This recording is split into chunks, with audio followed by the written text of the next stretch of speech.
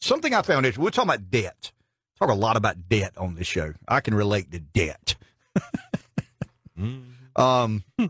Total consumer debt. I think I said this several weeks ago when we were talking about, the debt bubble, the fact that we're going to end up at some point in time with no more road to kick the can down. I used I-285 in Atlanta. That's kind of an analogy. There's some people in Washington, and to some degree, there's some people in the business world who think, there's nothing to see here. There's 285. We'll just keep kicking the can, and we'll kick the can by, the old Atlanta Fulton County Stadium, and then we'll kick it again, and then kick it again. It's no irony there that 285 is actually just a loop. It's a big loop around Atlanta. Yeah. So you could, potentially you could kick it forever. Yeah. But I found this very interesting. And I ponder, what would the country look like today if we weren't able to borrow money? I got a friend of mine, I ate lunch with him yesterday, and we were talking about China. We're talking about tariffs, and he agrees that Trump is on the right track as it relates to policy, but stylistically he wishes he would tone it down a bit. He's an older gentleman, much wiser than I. We have these political conversations, and he said, I agree with the overwhelming majority of what Trump has done. It's just his style and his demeanor and the way he does it. He's always got something stirred up. And he's right. He always does have something stirred up.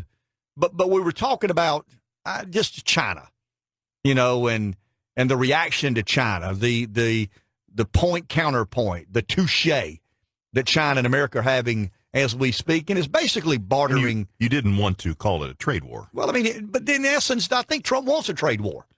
I think Trump can call China's bluff. I think Trump believes he can call China's bluff. I think Trump believes that China needs us worse than we need them. And if it weren't the case, why is the trade imbalance what it is? We're a bigger consumer to China than they are to us. Now, CNN went out to find a hog farmer, who's worried about this pork tariff. And I get that. I understand that. All government is local. I don't like your government. I love mine. Well, that hog farmer has a different perspective on Trump this morning than he did 6 months ago. But I want to go back to what the gentleman said. He said, the best thing that could happen in this is if China chose to not buy any more of our debt. I'm like, why? He said, because that means we couldn't borrow anymore. And somebody in Washington would have to say, no, we can't do that. Dawned on me, okay, maybe that's the saving grace. Maybe at some point in time, the public in foreign countries say, nope, I don't think it's smart to buy U.S. debt. I'm not buying it any longer. I'm not sure you have the capacity moving forward to pay back the amount of debt you've incurred. And it dawned on me, that may be where we end up. We may get to a place where nobody wants to buy the debt because of the risk associated, and somebody in Washington has to say no. Because at the end of the day, when you issue debt, it has to be purchased. Somebody has to buy that debt. And China's $1.3 or $4 trillion in debt. A lot of the debt's intra-government. We've talked about that on the show before. But it's kind of an unusual thought and tack to take. But when I was talking about debt, I found this very interesting. I think we touched on it a couple of days ago. I want to go down the road a little bit further. Total consumer debt, not public debt. This is private debt. Because we're good about saying, well, the government spends too much money. The government spends too much money. In essence, we spend too much money. We spend a lot of money that we don't have. Total consumer debt rose by $28 billion in the fourth quarter of 2017. Put that in your hat for a second. $28 billion in the fourth quarter of 2017. This has nothing to do with government debt. This is debt held in the private sector. That's an 8.8% annual growth in an economy that's growing at about 2%. So we're borrowing, or we borrowed in the fourth quarter of 2017 at 4 times the rate of the economy.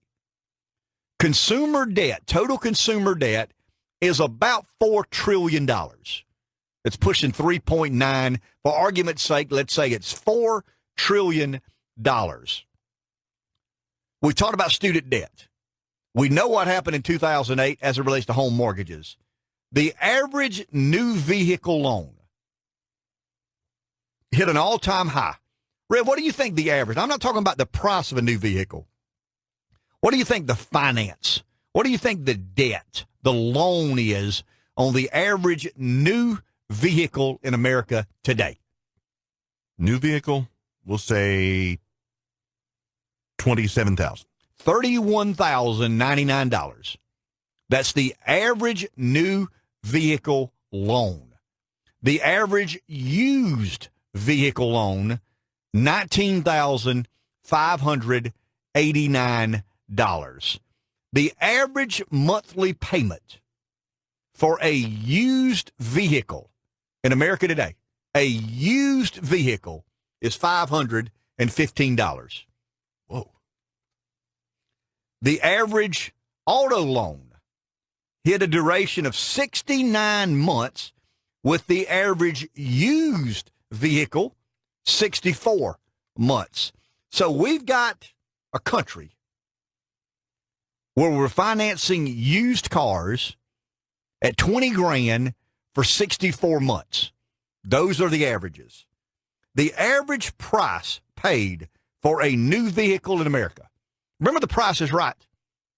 When I was a kid, during the summer in particular, watched a little bit of The Price is Right. Come on down. And they had the game. I mean, they had the car. Every now and then they'd give away a car. A new car. And you would have to, say the price. And invariably, the first number in the price was 3. I mean, I remember as a kid back in the mid-70s, $3,974, $3,825. The average price paid for a new vehicle in America today is $35,176. What would America look like if we had limits on our public and our private debt? I mean, we talk about the student debt. We know beyond a shadow of a doubt, there is no debate to be had. There is no way in this world we'll ever pay back $1.5 trillion in student debt. It's inconceivable. The people that are running universities, the people that are employed at universities are honest, good, decent people. I'm sure of that. A lot of my friends are associated with universities. But they know in their heart that what I'm saying is exactly right. You're lending money to kids to go to college that you know you'll never collect back. You know there is no way in this world that money will ever be paid fully back. Does it make any sense that we live in a country with stagnant incomes?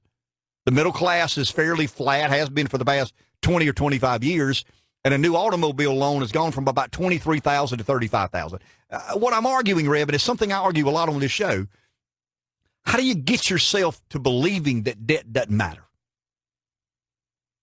I mean, how do we end up in a place that we can rationalize, a country driving a used car, financing it for 64 months, and the loan's 20 grand. The new car loan is $31,099, and it's financed for 67 months. How do we believe that's healthy for the economy? For the life of me, I don't understand how we, and it goes back to a lot of variables like inflation or the misrepresentation of inflation, but every time the world blows up, and it blew up in 2008, it was because of debt.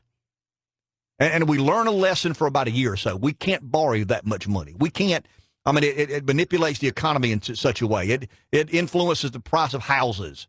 It does all these unhealthy things to the economy. And here we are, 10 years later, as a people, paying $35,000 average. I'm not talking about, the top 1/3, the most affluent Americans buying a 35. I'm talking about the average price of a new vehicle in America today is $35,000, and we're still figuring out a way to keep it afloat, to make it work.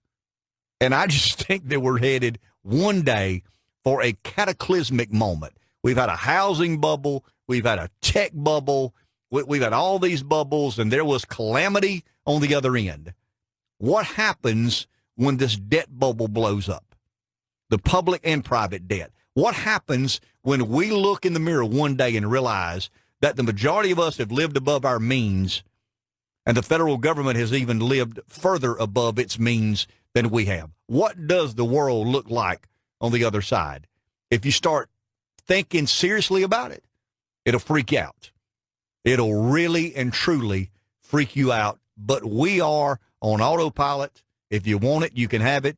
And I've said many times on this show, the justification of saying yes has become real expensive.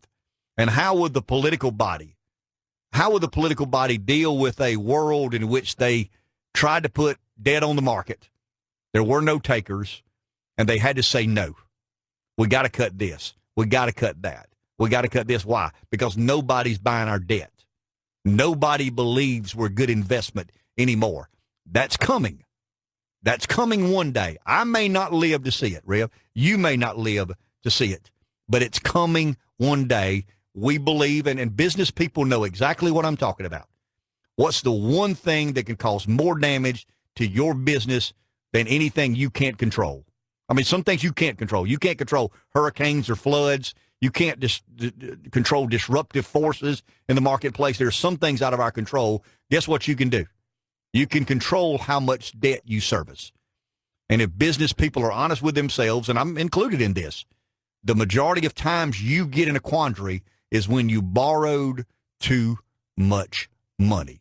This country owes too much money in the private sector, and we owe far too much money in the public sector, and bubbles burst. There's never been a bubble that didn't burst, and one day the debt bubble will burst, and I'm scared like a big old dog as to what the other side looks like. Back in a minute. Good morning, PD Live 95.